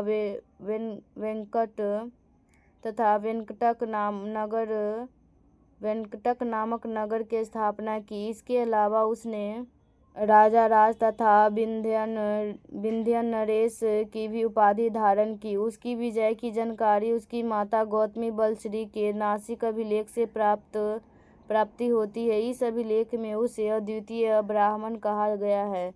इस अभिलेख के अनुसार उसके घोड़ों ने तीनों समुद्रों का पानी पिया था। क्वेश्चन नंबर 46, सिकंदर के हमले के समय उत्तर भारत पर निम्नलिखित राजवंशों में से किस एक का शासन था? तो इसका सही आंसर होगा ऑप्शन ए, नंद। तो चलिए इसका सलूशन देखते हैं। सिकंदर के हमले के समय उत्तर भारत पर नंद राजवंश का शासन था। सिकंदर का जन्म 356 ईसा पूर्व में हुआ। उसके पिता का नाम फिलिप था। सिकंदर अरस्तु का शिष्य था। सिकंदर का सेनापति सिलिकस निकेटर था। सिकंदर का प्रिय घोड़ा बउकेफला था। इसी के नाम पर इसने झेलम नदी के तट पर बउकेफला नामक नगर बसाया। सिकंदर ने भारत विजय का अभियान 326 ईसा पूर्व में प्रारंभ किया। सिकंदर स्थल मार्ग द्वारा 325 ईसा पूर्व में भारत से लौटा। सिकंदर की मृत्यु 323 ईसा पूर्व में बेबीलोन में 33 वर्ष की अवस्था में हो गई। सिकंदर का जल सेनापति का नाम निर्याकस था। नंद वंश का अंतिम शासक घनानंद था, जो सिकंदर के समकालीन था। घनानंद को यूनानी लेखक ने अग्रमीज उग्रसेन का पुत्र कहा है। घनानंद के पास विशाल सेना तथा असीम संपत्ति थी। क्वेश्चन नंबर 47, शिवाजी की राजधानी कहाँ पर थी? तो इसका सही आंसर होगा ऑप्शन ए रायगढ़। तो चलिए इसका सोल्यूशन देखते हैं। शिवाजी की राजधानी रायगढ़ में थी। शिवाजी मराठा साम्राज्य के संस्थापक शिवाजी थे। जन्म शिवनेर किले में। पिता का नाम शाहजी भोसले, माता का नाम जीजाबाई। गुरु दादा कोंडदेव, आध्यात्मिक गुरु समर्थ रामदास। 1656 ईस्वी में रायगढ़ को राजधानी बनाया। 1674 ईस्वी में राज्याभिषेक गंगा भट्ट द्वारा शिवाजी को राजा की उपाधि औरंगजेब ने दी थी। बीजापुर के सुल्तान ने अपने सेनापति अफजल खां को सितंबर 1659 ईस्वी में शिवाजी को पराजित करने के लिए भेजा। शिवाजी ने 10 नवंबर 1659 को अफजल खां की हत्या कर दी। शिवाजी ने सूरत को 1664 ईस्वी एवं 1670 ईस्वी में लूटा। 1665 ईस्वी में महाराजा जयसिंह एवं शिवाजी के मध्य पुरंदर की संधि हुई। 1672 ईस्वी में शिवाजी ने पन्हाला दुर्ग को बीजापुर से छीना। शिवाजी के मंत्रिमंडल को अष्टप्रधान कहा जाता है। शिवाजी को औरंगजेब ने मई 1666 ईस्वी में जयपुर भवन में कैद कर लिया, जहां से वे 16 अगस्त 1666 ईस्वी को भाग निकले। 53 वर्ष की आयु में 3 अप्रैल 1680 को शिवाजी की मृत्यु हो गई। क्वेश्चन नंबर 48, सूची 1 को सूची 2 से सुमेलित कीजिए। तो इसका सही आंसर होगा ऑप्शन ए 2, 3, 4, 1। तो चलिए इसका सोल्यूशन देखते हैं। सही सुमेलन ए का 2, बी का 3, सी का 4, डी का 1 है। हल्दी घाटी का युद्ध 18 जून 1576 राणा प्रताप की सेनाओं और मुगल सम्राट अकबर की सेनाओं के बीच हुआ था। इस युद्ध में मुगल सेना का नेतृत्व आसफ खां एवं मान सिंह द्वारा, जबकि महाराणा प्रताप की तरफ से हकीम खासूर अफगान द्वारा किया गया। बिलग्राम का युद्ध 1540 हुमायूं और शेरशाह सूरी के बीच हुई, जिसमें शेरशाह सूरी ने हुमायूं को हराया। खुसरो मिर्जा ने जहांगीर के खिलाफ विद्रोह करना शुरू कर दिया, क्योंकि उसने अपने दादा की इच्छा के रूप में मुगल सिंहासन के असली मालिक होने का दावा किया था। लेकिन जल्द ही उनके भाई राजकुमार खुर्रम ने उसे मार डाला। खानवा की लड़ाई 16 मार्च 1527 बाबर के नेतृत्व वाली मुगल सेना और मेवाड़ के राणा संगा के नेतृत्व वाली राजपूत सेना के बीच एक निर्णायक लड़ाई थी। यह मुगल सेना की निर्णायक जीत के रूप में समाप्त हुआ। क्वेश्चन नंबर 49, साइमन कमीशन का कार्य किस अधिनियम के कार्यों की समीक्षा करना था? तो इसका सही आंसर होगा ऑप्शन सी भारत शासन अधिनियम 1919। तो चलिए इसका सोल्यूशन देखते हैं। साइमन कमीशन का कार्य भारत शासन अधिनियम 1919 के कार्यों की समीक्षा करना था। साइमन कमीशन 1919 के भारत शासन अधिनियम में कहा गया था कि अधिनियम पारित होने के 10 वर्ष बाद एक आयोग की नियुक्ति की जाएगी, जो यह जांच करेगी कि भारत उत्तरदायी शासन की दिशा में कहां तक प्रगति करने की स्थिति में है। साइमन आयोग की नियुक्ति राज्य सचिव बर्केनहेड ने की थी। आयोग की नियुक्ति तो 10 वर्ष के बाद की जानी चाहिए थी, लेकिन ब्रिटेन की तत्कालीन कंजर्वेटिव सरकार ने 2 वर्ष पूर्व ही साइमन कमीशन की नियुक्ति 8 नवंबर 1927 कर दी, क्योंकि इसे आशंका थी कि 2 वर्ष बाद लेबर पार्टी की सरकार भारत समर्थक सदस्यों वाले वैधानिक आयोग की नियुक्ति कर सकती है। सर जॉन साइमन की अध्यक्षता में गठित साइमन आयोग में 7 सदस्य थे। इन 7 सदस्यों में से एक भी सदस्य भारतीय नहीं था, अर्थात सभी सदस्य अंग्रेज ही थे। इसीलिए इसे श्वेत कमीशन कहकर इसका बहिष्कार किया गया। इन 7 सदस्यों में से क्लीमेंट एटली भी एक सदस्य थे, जो बाद में ब्रिटेन के प्रधानमंत्री बने।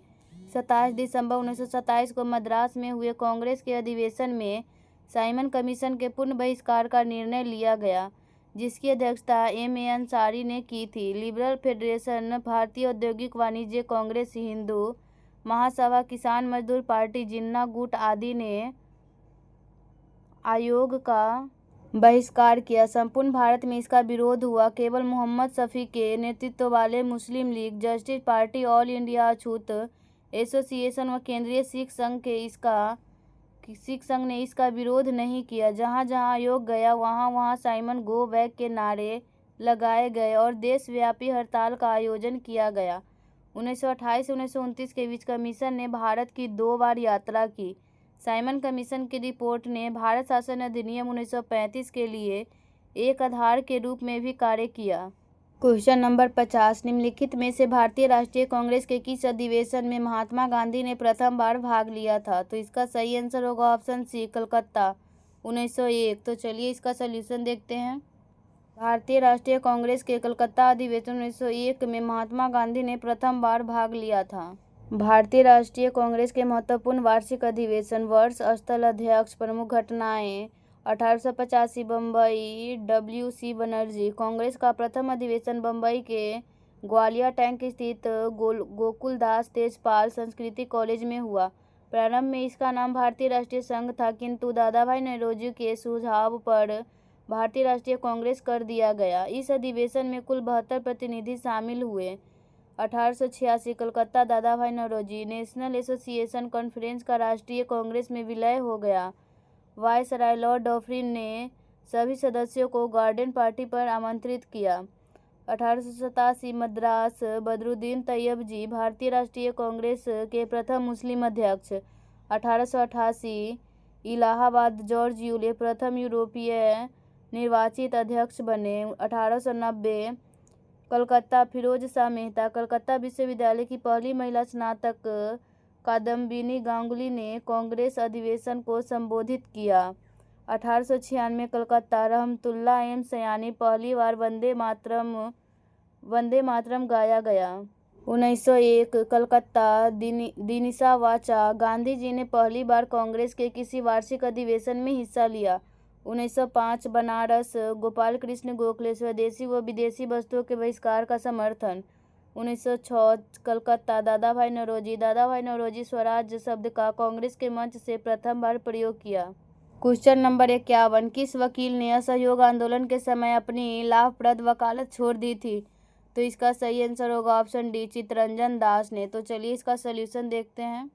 चित्तरंजन दास ने असहयोग आंदोलन के समय अपनी लाभप्रद वकालत छोड़ दी थी। असहयोग आंदोलन के दौरान देश के कई प्रख्यात वकीलों ने अपनी वकालत छोड़ दी। इनमें मोतीलाल नेहरू, जवाहरलाल नेहरू, CR दास, C राजगोपालाचारी, सैफुद्दीन किचलू, वल्लभ भाई पटेल, आसफ अली, T प्रकाशम और राजेंद्र प्रसाद प्रमुख थे।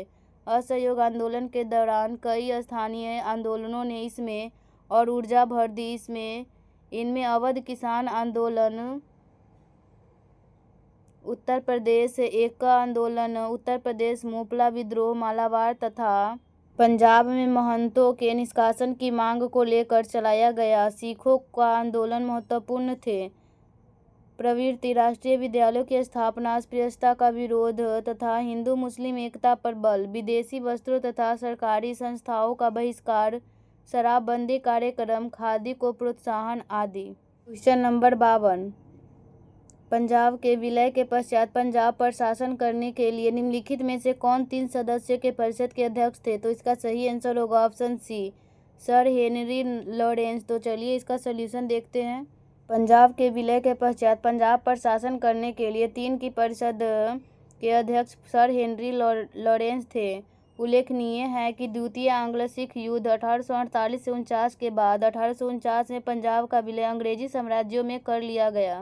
लॉरेंस ब्रदर्स, हेनरी एवं जॉन और चार्ल्स मार्शल का एक 3 सदस्यीय बोर्ड गठित किया गया जिसे पंजाब का शासन करना था। 1853 में बोर्ड को निरस्त कर दिया गया और पंजाब मुख्य आयुक्त के अधीन आ गया। जॉन लॉरेंस को पहला चीफ कमिश्नर बनाया गया।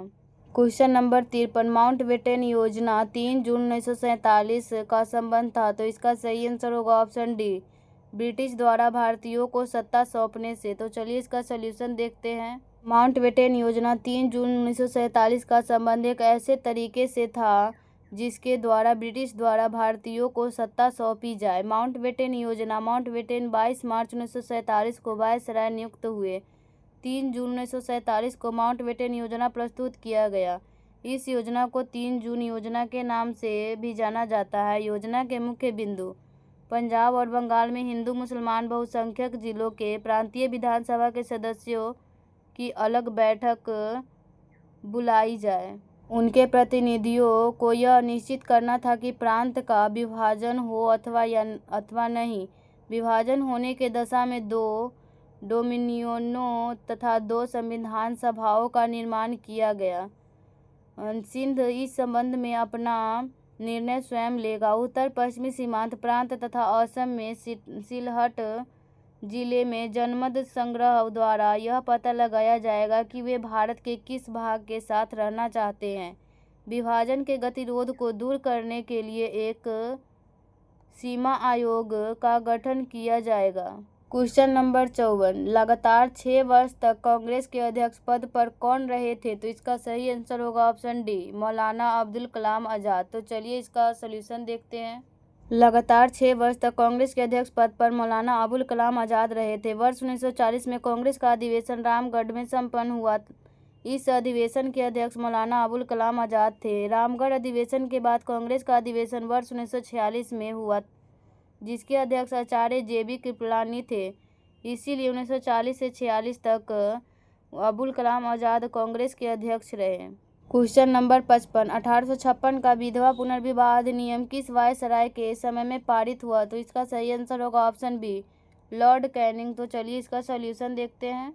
1856 का विधवा पुनर्विवाह अधिनियम लॉर्ड कैनिंग के समय में पारित हुआ। हिंदू विधवा पुनर्विवाह अधिनियम 1856 को एक्ट 15/1856 के नाम से भी जाना जाता है। इसे पारित करवाने में ईश्वर चंद्र विद्यासागर की मुख्य भूमिका रही। इस अधिनियम के तहत विधवाओं के पुनर्विवाह को कानूनी मान्यता प्रदान की गई। क्वेश्चन नंबर 56, लाल सेना का गठन किसने किया था? तो इसका सही आंसर हो जाएगा ऑप्शन बी, ट्रोट्स्की। तो चलिए इसका सलूशन देखते हैं। लाल सेना का गठन ट्रोट्स्की ने किया था। लेनिन ने चेका का संगठन किया था। फेबियन सोशलिज्म का नेतृत्व जॉर्ज बर्नार्ड शॉ ने किया।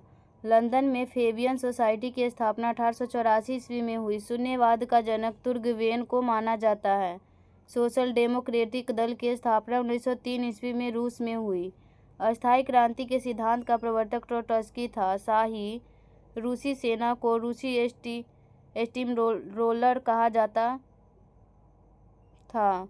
सन 1917 में पेट्रोग्राद में फरवरी क्रांति के दौरान 8 मार्च को बहुत सारे कारखानों में हड़ताल का नेतृत्व औरतें कर रही थी। इसी दिन को बाद में अंतर्राष्ट्रीय महिला दिवस का नाम दिया गया। रूस में संपन्न किसान को कुल्क कहा जाता था। क्वेश्चन नंबर 57, लेजर का पूर्ण प्रारूप है? तो इसका सही आंसर होगा option B, light amplification by stimulated emission of radiation. तो चलिए इसका सलूशन देखते हैं। लेजर का पूर्ण प्रारूप light amplification by stimulated emission of radiation है। लेजर का संक्षिप्त रूप है विकिरण उत्सर्जन के द्वारा प्रकाश का प्रवर्धन है। लेजर एक ऐसी युक्ति है जिसमें विकिरण ऊर्जा के उत्सर्जन के द्वारा एक वर्णीय प्रकाश प्राप्त किया जाता है। इस युक्ति द्वारा उद्दीप्त विकिरण उत्पन्न किया जाता है। क्वेश्चन नंबर 58, नैनो प्लग संबंधित है? तो इसका सही आंसर होगा ऑप्शन बी, एक छोटे सुनने के यंत्र से। तो चलिए इसका सॉल्यूशन देखते हैं। नैनो प्लग का संबंध एक छोटे सुनने के यंत्र से है। नैनो प्लग दुनिया की सबसे छोटी कान की मशीन है। इसे बहरे लोगों को सुनने में मदद के लिए बनाया गया है। यह इतनी छोटी है कि इसे आसानी से देखा या खोजा नहीं जा सकता है।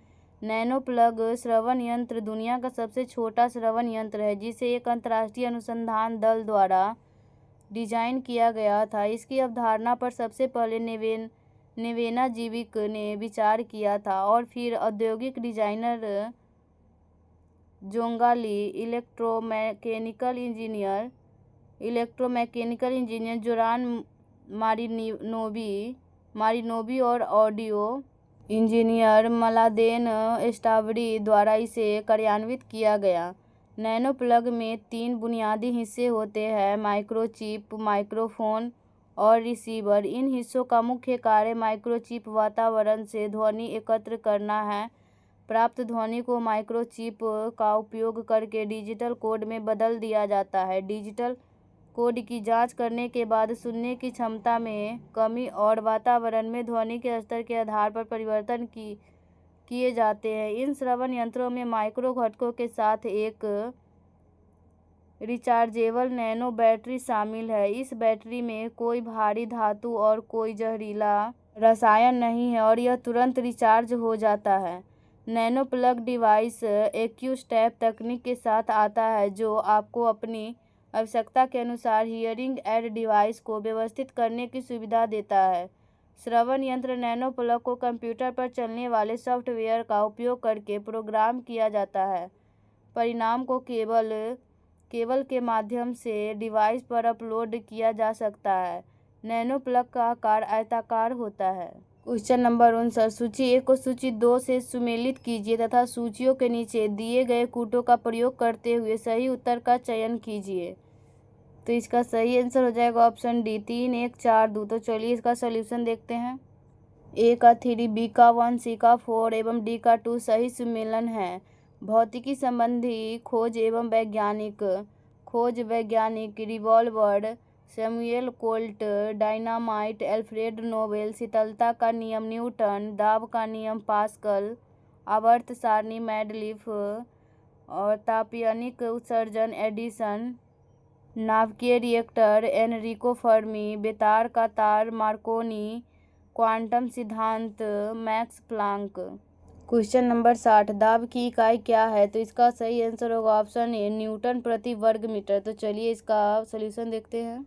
दाब की इकाई न्यूटन प्रति वर्ग मीटर है। किसी तल के इकाई क्षेत्रफल पर लगने वाले बल को दाब कहते हैं। दाब एक अदिश राशि है। दाब का मात्रक न्यूटन प्रति मीटर स्क्वायर होता है जिसे पास्कल कहते हैं। 1 पास्कल 1 न्यूटन प्रति वर्ग मीटर के बराबर होता है। सूत्र 1 पास्कल बराबर 1 न्यूटन प्रति मीटर स्क्वायर।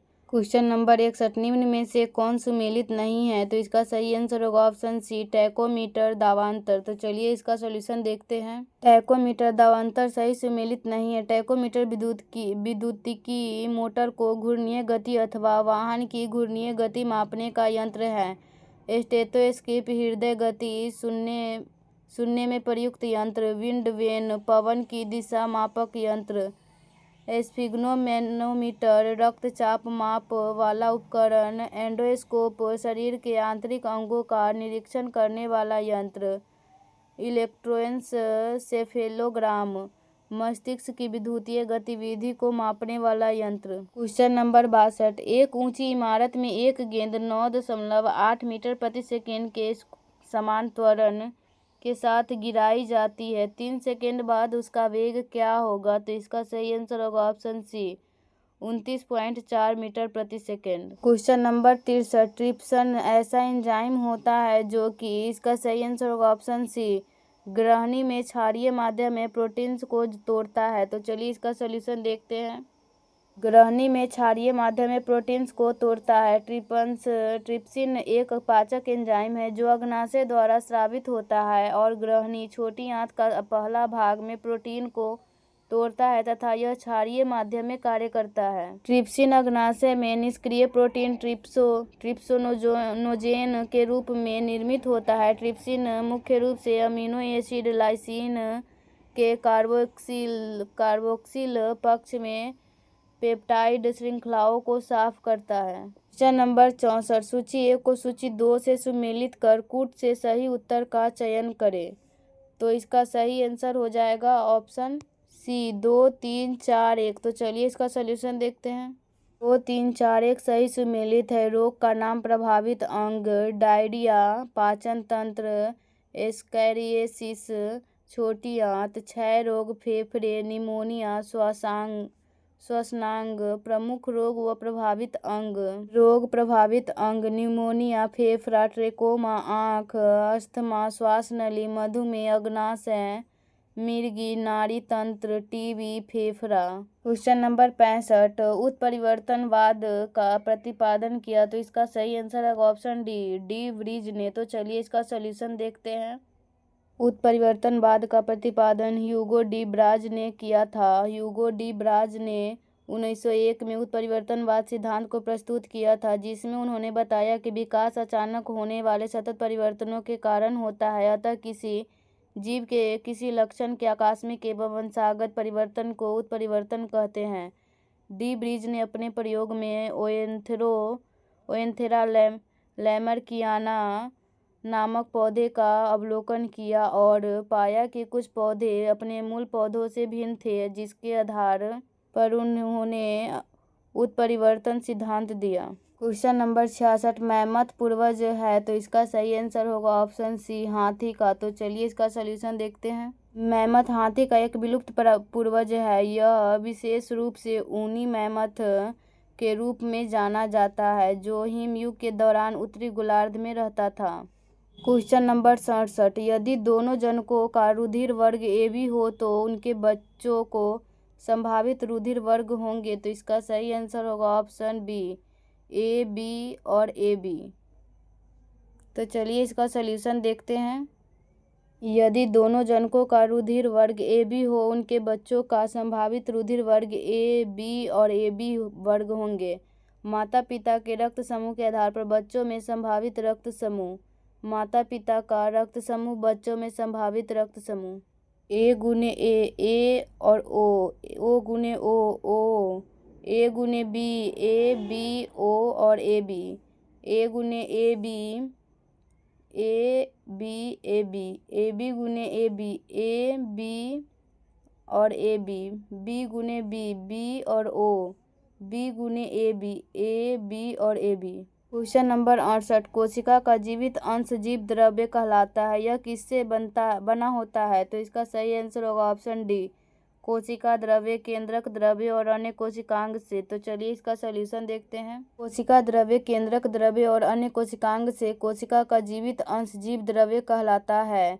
कोशिका द्रव्य, केंद्रक द्रव्य तथा अन्य कोशिकांग से मिलकर बना होता है। जीव द्रव्य एक कोशिका का रंगहीन बुनियादी पदार्थ है जो सभी जीवित प्रक्रियाओं के लिए जिम्मेदार होता है। यह प्लाज्मा झिल्ली से घिरा होता है। इसमें कार्बनिक और अकार्बनिक दोनों पदार्थ होते हैं जो कोशिका के कार्य प्रणाली के लिए महत्वपूर्ण होते हैं।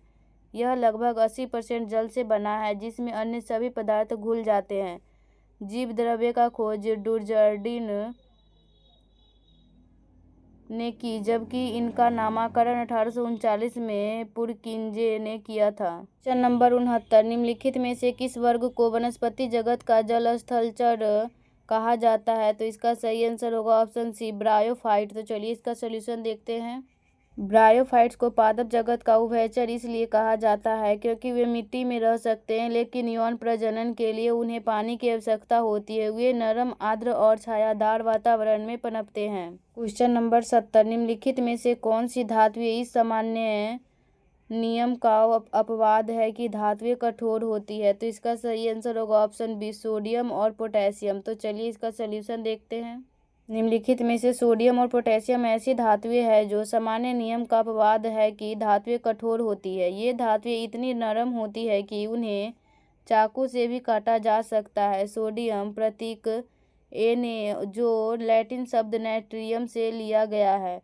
अभिक्रियाशीलता उच्च होने के कारण यह प्रकृति में मुक्त अवस्था में नहीं पाया जाता, जबकि यौगिकों के रूप में प्रत्येक जगह मौजूद है। सोडियम आसानी से एक इलेक्ट्रॉन का त्याग कर सोडियम आयन Na+ बनता है और एक प्रल अपचायक के रूप में कार्य करता है। पोटेशियम एक महत्वपूर्ण खनिज है जो शरीर के कई कार्यों के लिए आवश्यक है, खासकर नसों, मांसपेशियों और हृदय को ठीक से काम करने के लिए। यह सबसे कम घनत्व वाली धातुओं में से एक है। पोटेशियम अत्यंत प्रतिक्रियाशील होता है, विशेष रूप से जल और ऑक्सीजन के साथ। Potassium chlorine, fluorine, sulphur, nitrogen और फास्फोरस के साथ आसानी से प्रतिक्रिया करता है। पोटेशियम का गलनांक कम होता है। क्वेश्चन नंबर 71, मैग्नीज स्टील में आयरन के साथ कितने प्रतिशत मैग्नीज होता है? तो इसका सही आंसर हो जाएगा ऑप्शन बी, 6 से 15%। तो चलिए इसका सलूशन देखते हैं। मैग्नीज स्टील में आयरन के साथ 6 से 15% मैग्नीज होता है। यह अत्यधिक कठोर तथा कम पिघलने वाला होता है। रेल की पटरियां, स्विच व काटने के औजार इत्यादि इससे बनाए जाते हैं। फेरा मैंगनीज लोहा और मैंगनीज का एक मिश्र धातु है जिसका उपयोग इस्पात निर्माण में किया जाता है। दक्षिण अफ्रीका, ऑस्ट्रेलिया, चीन और अन्य देशों में महत्वपूर्ण मैंगनीज भंडार पाए जाते हैं। मैंगनीज विभिन्न रूपों में पाया जाता है। जिसमें मैंगनीज डाइऑक्साइड भी शामिल है, जिसका उपयोग बैटरियों में तथा ऑक्सीकरण एजेंट के रूप में किया जाता है। Question number 72, milk of magnesia को किस रूप में प्रयोग किया जाता है? तो इसका सही आंसर होगा ऑप्शन ए, लैक्सलेटिव। तो चलिए इसका सॉल्यूशन देखते हैं। मिल्क ऑफ मैग्नीशिया का प्रयोग मुख्य रूप से एक रेचक के रूप में किया जाता है। इसका उपयोग एंटासिड के रूप में भी किया जाता है, जो अपच, सीने में जलन और पेट की अतिरिक्त अम्लता से राहत प्रदान करता है। यह एक अकार्बनिक यौगिक है जो पानी में घुलकर दूधिया रंग का हो जाता है। इसे मैग्नीशियम हाइड्रोक्साइड भी कहा जाता है। मिल्क ऑफ मैग्नीशिया का पीएच मान 10.5 होता है। मैग्नीशियम हाइड्रोक्साइड एक रासायनिक यौगिक है। मैग्नीशियम सोडियम और पोटेशियम के साथ मिलकर हाइड्रेशन को नियंत्रित करता है। क्वेश्चन नंबर 73, निम्न में से कौन प्रोपेन का रासायनिक सूत्र है? तो इसका सही आंसर हो जाएगा ऑप्शन सी, C3H8। तो चलिए इसका सॉल्यूशन देखते हैं। निम्न में से C3H8 प्रोपेन का रासायनिक सूत्र है। प्रोपेन एल्केन परिवार का सदस्य है जो संतृप्त हाइड्रोकार्बन होते हैं, जिनमें कार्बन परमाणुओं के बीच केवल एकल बंधन होते हैं। एल्केन का सामान्य आणविक सूत्र CnH2n+2 होता है, जहां n कार्बन परमाणुओं की संख्या को दर्शाता है। C2H6 यह इथेन का रासायनिक सूत्र है, जिसमें 2 कार्बन परमाणु होते हैं और यह CnH2n+2 सूत्र में व्यवस्थित किया जाता है। C4H10 यह ब्यूटेन का रासायनिक सूत्र है, जिसमें 4 कार्बन परमाणु होते हैं और यह CnH2n+2 व्यवस्थित किया जाता है। C6H14 यह हेक्सेन का रासायनिक सूत्र है, जिसमें 6 कार्बन परमाणु होते हैं और यह CnH2n+2 सूत्र में व्यवस्थित किया जाता है। क्वेश्चन नंबर 74, डाल्टन का सिद्धांत इस नियम पर आधारित था। इसका सही आंसर ऑप्शन ए, द्रव्यमान संरक्षण। तो चलिए इसका सॉल्यूशन देखते हैं।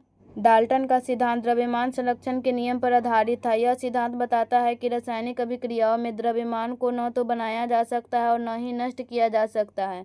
उदाहरण के लिए, जब हाइड्रोजन और ऑक्सीजन परमाणु पुनर्व्यवस्थित होकर जल अणु बनाते हैं तो अभिक्रिया से पहले और बाद में परमाणुओं की संख्या समान रहती है, जो द्रव्यमान संरक्षण के नियम को सिद्ध करती है। इस नियम के अनुसार परमाणु रासायनिक प्रतिक्रियाओं में न तो बनाए जा सकते हैं और न ही नष्ट किया जा सकता है। एक ही तत्व के सभी परमाणु द्रव्यमान और गुणों में समान होते हैं। विभिन्न तत्वों के परमाणु आकार, द्रव्यमान और अन्य गुणों में भिन्न होते हैं।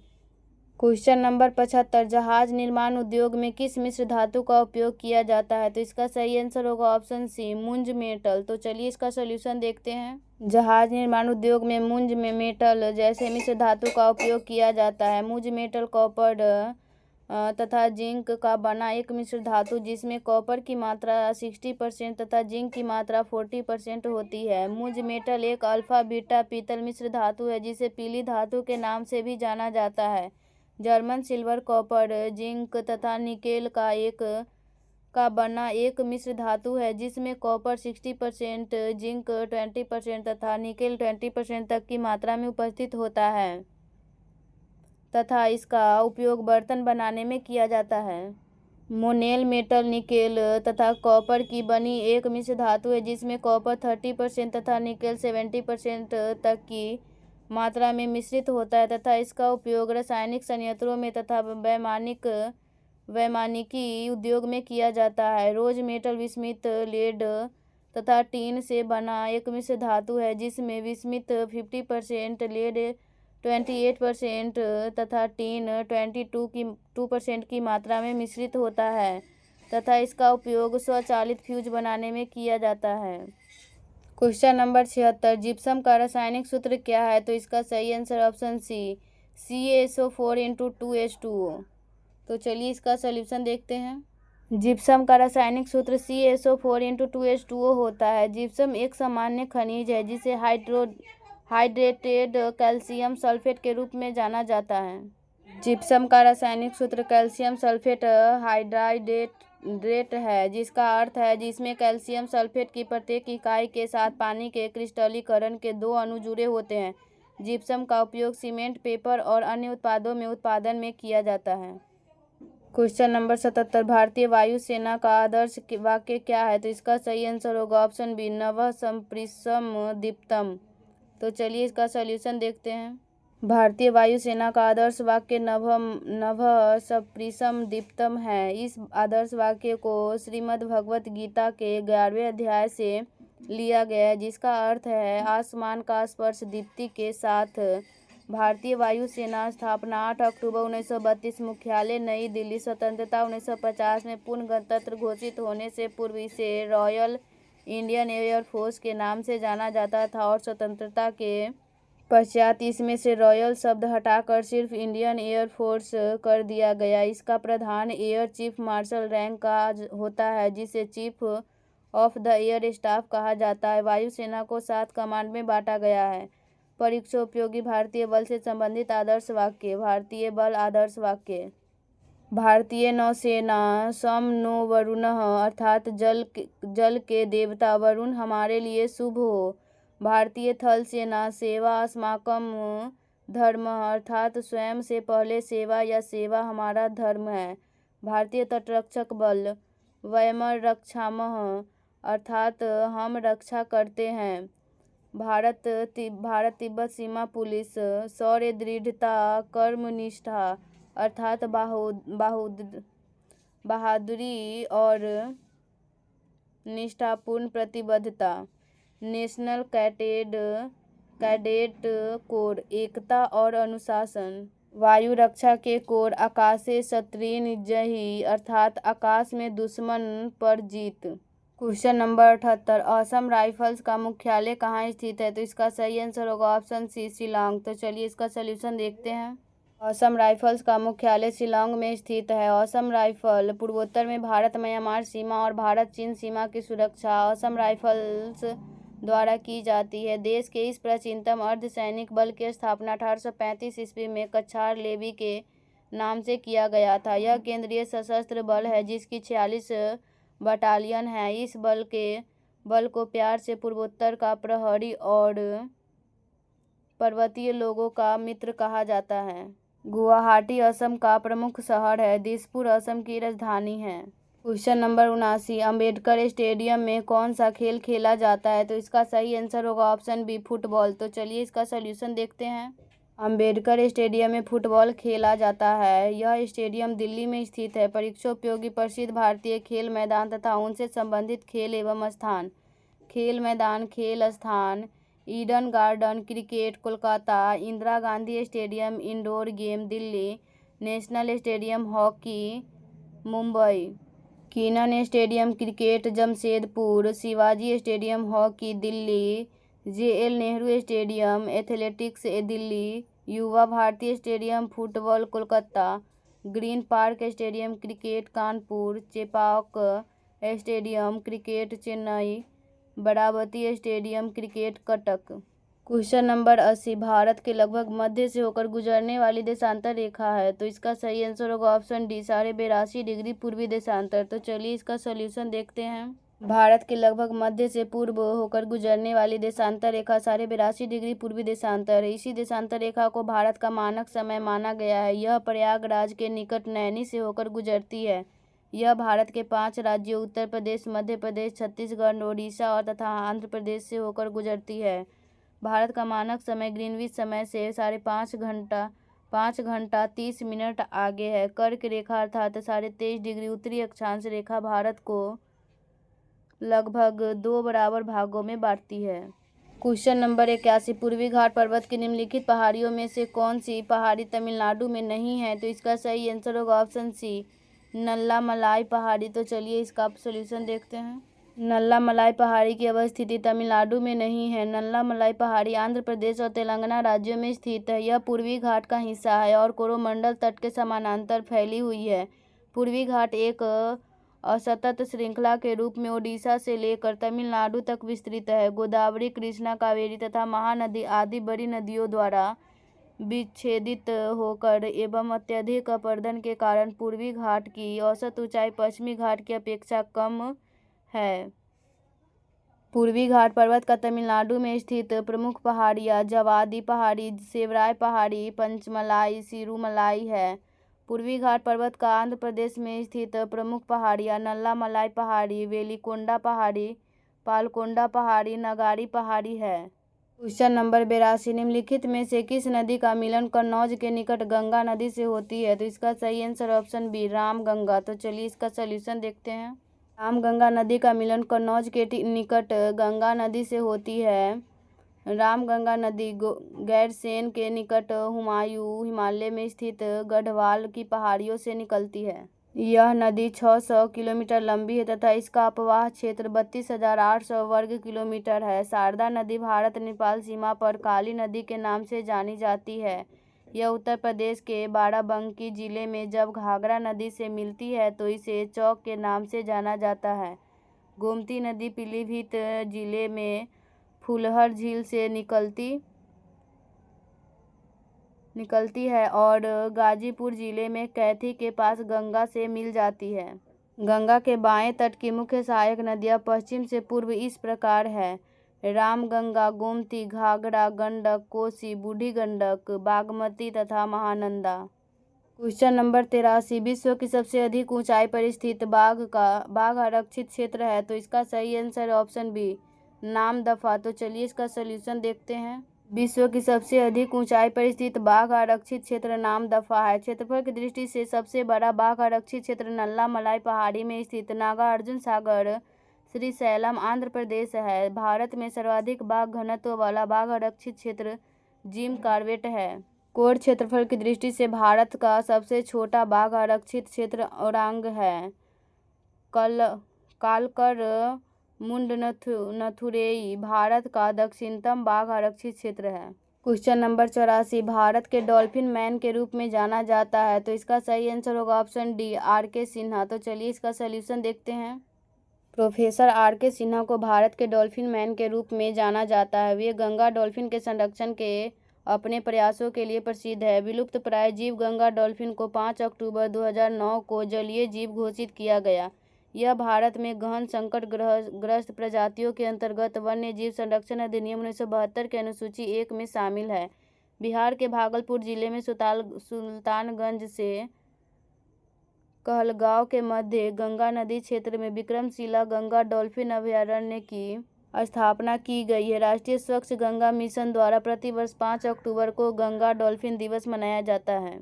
क्वेश्चन नंबर 85, निम्नलिखित में से कौन सा युग्म सुमेलित नहीं है? तो इसका सही आंसर ऑप्शन बी पूर्व का बोस्टन मुंबई। तो चलिए इसका सॉल्यूशन देखते हैं। पूर्व का बोस्टन मुंबई यह सुमेलित नहीं है। अहमदाबाद को पूर्व का बोस्टन कहा जाता है। भारत को कॉटनोपोलिस मुंबई को कहा जाता है। कपास नगरी यवतमाल को कहा जाता है। टेक्सटाइल सिटी सूरत को कहा जाता है। बुनकरों का शहर पानीपत को कहा जाता है। क्वेश्चन नंबर 86, निम्नलिखित स्थानों में कौन सा एक लौह अयस्क खनन क्षेत्र नहीं है? तो इसका सही आंसर होगा ऑप्शन सी जावर। तो चलिए इसका सॉल्यूशन देखते हैं। उपर्युक्त स्थानों में जावर लौह अयस्क खनन क्षेत्र नहीं है। जावर की खानी जस्ता और सीसा के लिए प्रसिद्ध है। इसका संचालन हिंदुस्तान जिंक लिमिटेड द्वारा किया जाता है। देश में जस्ते का सर्वाधिक भंडार राजस्थान में है। यहाँ भीलवाड़ा, राजसमंद व उदयपुर जस्ता उत्पादन के लिए प्रमुख क्षेत्र है। जस्ता प्रायः अवसादी शैलों से प्राप्त किए जाते। इसका उपयोग मुख्यतः लोहे को जंग रोधी बनाने के लिए व पॉलिश के लिए किया जाता है। राज्य प्रमुख क्षेत्र राजस्थान जावर, रामपुरा, अगुचा, छत्तीसगढ़ दुर्ग, रायपुर, बस्तर, दंतेवाड़ा, ओडिशा का बादाम पहाड़, छत्तीसगढ़ का बैलाडीला तथा आंध्र प्रदेश का अनंतपुर प्रमुख लौह अयस्क खनन क्षेत्र है। क्वेश्चन नंबर 87, भारत में भूतापीय ऊर्जा संबंधी क्षेत्रों में निम्नलिखित में से कौन सा युग्म सुमेलित नहीं है? तो इसका सही answer option B Surajkund Haryana. तो चलिए इसका सॉल्यूशन देखते हैं। उपर्युक्त युग्मों में सूरजकुंड हरियाणा सुमेलित नहीं है। सूरजकुंड भूतापीय क्षेत्र भारत के झारखंड राज्य के हजारीबाग जिले में स्थित है। भूतापीय ऊर्जा से तात्पर्य पृथ्वी के अंदर संग्रहित तापीय ऊर्जा से है, जो पृथ्वी की आंतरिक परतों में रेडियोधर्मी तत्वों के विघटन व चट्टानी संस्तरों के दबाव से उत्पन्न होती है। भारत में भूतापीय ऊर्जा संबंधी क्षेत्र लद्दाख, पूगा घाटी, हिमाचल प्रदेश, मणिकरण, उत्तराखंड तपोवन, झारखंड सूरजकुंड, छत्तीसगढ़ तातापानी, उड़ीसा तप्तपानी, मध्य प्रदेश अनहोनी। क्वेश्चन नंबर 88, मालको स्थापित है तो इसका सही आंसर ऑप्शन डी मेट्टूर में। तो चलिए इसका सलूशन देखते हैं। Madras aluminium company limited Tamil Nadu के मेट्टूर में स्थापित है। इस एल्युमिनियम कारखाने को जल विद्युत मेट्टूर परियोजना से एवं बॉक्साइट सेवरॉय पहाड़ी से प्राप्त होता है। मालको को इटली के सहयोग से स्थापित किया गया है। भारत में एल्युमिनियम उद्योग की स्थापना का क्रम 1937 में एल्युमिनियम कॉरपोरेशन ऑफ इंडिया जेके नगर की स्थापना के साथ आरंभ हुआ। मालको की स्थापना तीसरी पंचवर्षीय योजना के दौरान 1965 ईस्वी में की गई थी। क्वेश्चन नंबर 89, वर्ष 2011 के जनगणना के अनुसार मुस्लिम जनसंख्या का प्रतिशत है तो इसका सही आंसर ऑप्शन डी 14.2%। तो चलिए इसका सॉल्यूशन देखते हैं। वर्ष 2011 के जनगणना के अनुसार मुस्लिम जनसंख्या 14.2% है। भारत की कुल जनसंख्या लगभग 121 करोड़ है, जिसमें मुस्लिम जनसंख्या 17.22 करोड़ है। हिंदू जनसंख्या 96.63 करोड़ है, जो कुल जनसंख्या का लगभग 79.8% है। भारत की जनगणना 2011 के अंतर्गत ही धर्म आधारित जनगणना भी कराई गई, जिसमें कुल जनसंख्या को 6 प्रमुख धर्म हिंदू, मुस्लिम, सिख, ईसाई, बौद्ध और जैन अलावा अन्य धर्मों और धारणाओं एवं धर्म नहीं बताया में बांटा गया।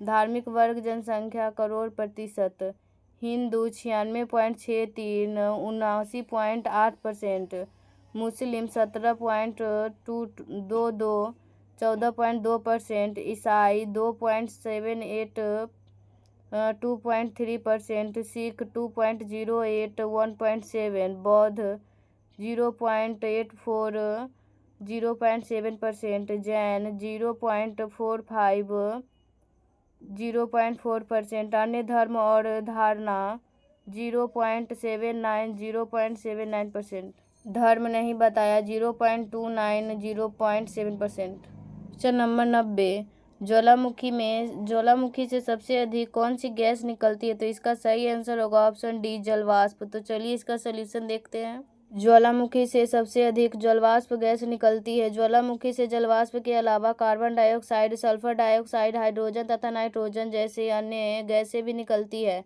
ज्वालामुखी का संबंध पृथ्वी के अंतर्जात बल से उत्पन्न होने वाले आकस्मिक संचलन से है। इसके अंतर्गत पृथ्वी के आंतरिक परतों में परिडोराइट के गलन से मैग्मा की उत्पत्ति होती है। जब मैग्मा पृथ्वी के आंतरिक परतों को तोड़ते हुए सतह पर पहुंचता है तो उसे लावा की संज्ञा दी जाती है। ज्वालामुखी क्रिया के अंतर्गत लावा के अतिरिक्त गैस, राख व तरल पदार्थ भी पृथ्वी की सतह पर पहुंचते हैं। क्वेश्चन नंबर 91, निम्नलिखित में से कौन सा देश स्लैब कोस्ट के अंतर्गत नहीं आता है तो इसका सही आंसर है ऑप्शन सी नाइजर। तो चलिए इसका सलूशन देखते हैं।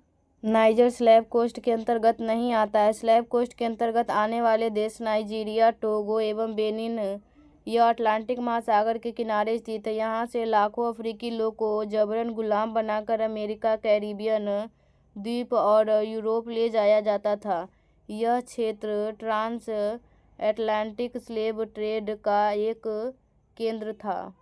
अफ्रीका की तटीय रेखा पर स्थित देश तटरेखा और देश ग्रैंड कोस्ट, सियरा लियोन एवं Liberia, Ivory Coast, Gold Coast, Ghana. Question number 92, यहाँ से 5-6 मैथ क्वेश्चन हैं, मैथ रीजनिंग, तो आप लोग इसे बना लीजिएगा, हम आंसर बता दे रहे हैं। माँ और उसकी पुत्री की कुल आयु 60 वर्ष है। उनकी आयु के बीच का अंतर 30 वर्ष है। माँ की आयु ज्ञात करें। तो इसका सही आंसर हो जाएगा ऑप्शन ए 45 वर्ष।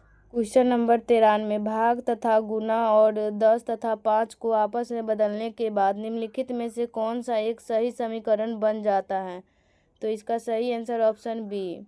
क्वेश्चन नंबर 94, दी गई आकृति में कितने आयत है तो इसका सही आंसर हो जाएगा ऑप्शन सी 17। क्वेश्चन नंबर 95, यदि निम्न आंकड़ों का बहुलक 14 है तो k का मान ज्ञात करें तो इसका आंसर हो जाएगा ऑप्शन सी 15। क्वेश्चन नंबर 96, 1800 रुपये की राशि 3 साल 4 महीने में 360 रुपया का साधारण ब्याज देती है, प्रति वर्ष ब्याज दर है, तो इसका सही आंसर हो जाएगा ऑप्शन सी 6%। क्वेश्चन नंबर 97, एक व्यापारी अपनी वस्तुओं पर मूल्य 120% से बढ़ाकर चिन्हित करता है और 30% तक की छूट देता है। यदि लागत मूल्य 750 रुपया हो तो विक्रय मूल्य क्या होगा? तो इसका सही आंसर ऑप्शन डी 1155 रुपया। क्वेश्चन नंबर 98, जर्मनी में राष्ट्रीयता का संदेशवाहक किसे माना जाता है? तो इसका सही आंसर हो जाएगा ऑप्शन बी नेपोलियन। तो चलिए इसका सोल्यूशन देख लेते हैं। नेपोलियन बोनापार्ट को जर्मनी में राष्ट्रीयता का संदेशवाहक माना जाता है। जर्मनी का एकीकरण बिस्मार्क ने किया। बिस्मार्क प्रशा के शासक विलियम प्रथम का प्रधानमंत्री था। जर्मनी का सबसे शक्तिशाली राज्य प्रशा था। जर्मनी के आर्थिक राष्ट्रवाद का पिता फ्रेडरिक लिस्ट को माना जाता है। बिस्मार्क ने लौ एवं रक्त की नीति का अनुसरण करते हुए जर्मनी का एकीकरण किया। विलियम प्रथम ने बिस्मार्क को बाजीगर कहा था। विलियम प्रथम के शासनकाल में प्रशा का रक्षा मंत्री वान रून एवं सेनापति वान माल्टेक था। क्वेश्चन नंबर 99, गंगा नदी बिहार के किस जिले से होकर नहीं गुजरती है? तो इसका सही आंसर हो जाएगा ऑप्शन ए सीवान। तो चलिए इसका सोल्यूशन देखते हैं। गंगा नदी सिवान से होकर नहीं गुजरती है। गंगा नदी बिहार के 12 जिलों से होकर गुजरती है। ये जिला बक्सर, भोजपुर, सारण, पटना, वैशाली, समस्तीपुर, बेगूसराय, मुंगेर, खगड़िया, कटिहार, भागलपुर और लखीसराय है।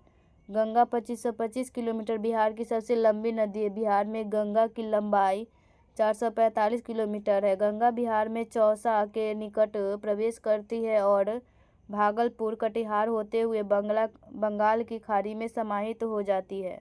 मगध और कोसी प्रमंडल का क्षेत्र गंगा नदी से नहीं लगती है। क्वेश्चन नंबर 100, वाल्मीकि नगर वन्यजीव अभयारण्य को राष्ट्रीय उद्यान का दर्जा कब दिया गया? तो इसका सही आंसर हो जाएगा ऑप्शन डी 1990। तो चलिए इसका सोल्यूशन देखते हैं। वाल्मीकि नगर वन्यजीव अभयारण्य की स्थापना 1978 में की गई तथा 1990 में इसे राष्ट्रीय उद्यान का दर्जा दिया गया। इसका विस्तार क्षेत्र 898.93 किलोमीटर स्क्वायर है। यह बिहार का एकमात्र राष्ट्रीय उद्यान है। यह पश्चिमी चंपारण में स्थित है। इसे टाइगर रिजर्व भी घोषित किया गया है। बिहार के प्रमुख वन्यजीव अभयारण्य: गौतम बुद्ध वन्यजीव अभयारण्य, गया 1976, भीम बांध वन्यजीव अभयारण्य, मुंगेर 1976, उदयपुर वन्यजीव अभयारण्य, पश्चिम चंपारण 1978, कैमूर अभयारण्य बिहार का सबसे बड़ा अभयारण्य, रोहतास एवं कैमूर 1979, नागी बांध पक्षी अभयारण्य जमुई 1987, नकटी बांध पक्षी अभयारण्य जमुई 1987, गोगाबिल पक्षी बिहार कटिहार 1990, विक्रमशिला गंगा डॉल्फिन अभयारण्य भागलपुर 1990, कुशेश्वर पक्षी विहार दरभंगा 1994, बरैला झील पक्षी अभयारण्य वैशाली 1997। नोट: बिहार में एक राष्ट्रीय उद्यान तथा 12 वन्यजीव अभयारण्य है जो राज्य के कुल भौगोलिक क्षेत्रफल का 3.44% आवरण करते हैं। तो गाइज, आप लोग को हमारी वीडियो कैसी लगी? अगर अच्छी लगी तो लाइक करें। अगर इस चैनल पे नए हैं तो चैनल को सब्सक्राइब करें और इसे अपने दोस्तों में ज़्यादा से ज़्यादा शेयर करें।